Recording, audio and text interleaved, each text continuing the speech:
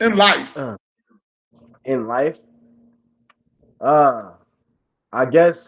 Well, for me, I just try to get my hands on a bunch of different things. For instance, in 20, okay, I'm gonna tell you a quick timeline. Here we go. Sure. By 2015, I'm on top of the world mentally. I'm a teenager thinking I can do anything, everything. Football is nice, job is nice, and I live in New York City, right? Easy life. Then I got diagnosed with cancer the first time in 2016, and I was having my oldest child. So I'm like, all right, I gotta live, I gotta move, I gotta do things. So I left the streets alone, applied for college, got accepted, got scholarships, um, and I kind of just ran with that. And then along that way, I had my second child, and I'm like, now I'm super motivated, extra motivated. And then I found out he's on the spectrum, so I have to make sure I'm leading by a good example. So we smile, Johnny. We smile, right? Exactly, Uh, exactly. Well, you look hold at on 1 second though. But you said something uh, that was obviously very important there when you talk about cancer. So oh, that's a very serious thing. I mean, that's not something to just really skip by. Not on Johnny Davis Live. Yeah, so, yeah, real so, talk, man, real talk. So you had cancer. I mean, you don't have to necessarily tell me what kind of cancer if it's personal. But but having cancer, what was that experience like, and then going through the process of that? so for the first time, it wasn't much, It was more. I was more mentally attacked the first time. It was like, man, I don't know what I'm gonna do. I've never had something so serious before, and all it really did was light a fire in my belly. Now the second time in 2021, which was recent years, I was already planning on joining IKF and doing this and doing that, Mhm. and I ended up getting sick. So when you guys had all the tournaments for the spring, I'm like, oh, can't go. I'm doing chemo.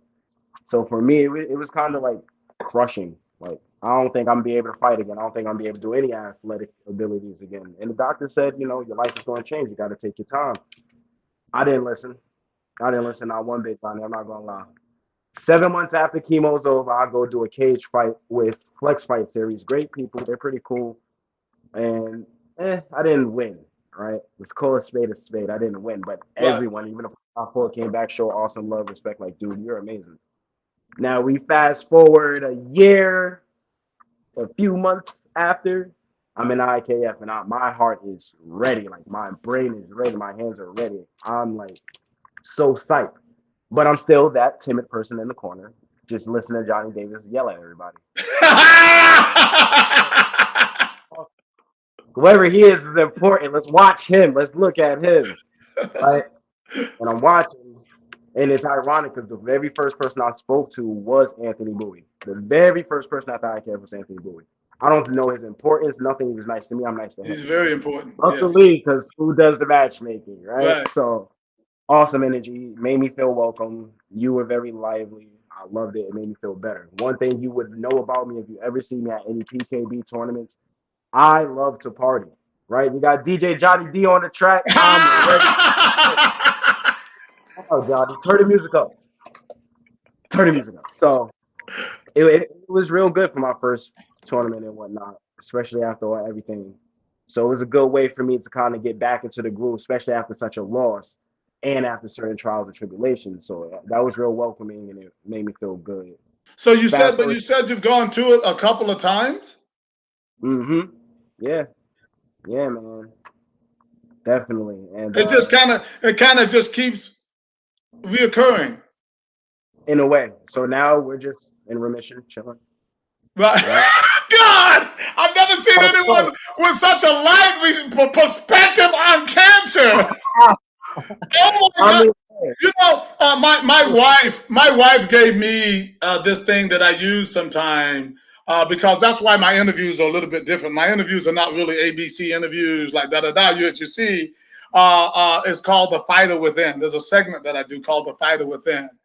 mm, You are the poster child for the Fighter Within. Oh let's my do God, it. you have cancer and now you're fighting. That is a remarkable story. What is the lesson that you would teach people about not giving up?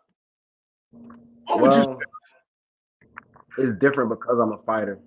In the fighting industry, whether you get knocked down or not, you're gonna have to get back up. So it's different on how I look at it. Now, for the average Joe, the average person that's going through the average life with it, you can lay here and let it win, or you can get up and punch it in the face. You see why it's not here anymore, huh? Yeah.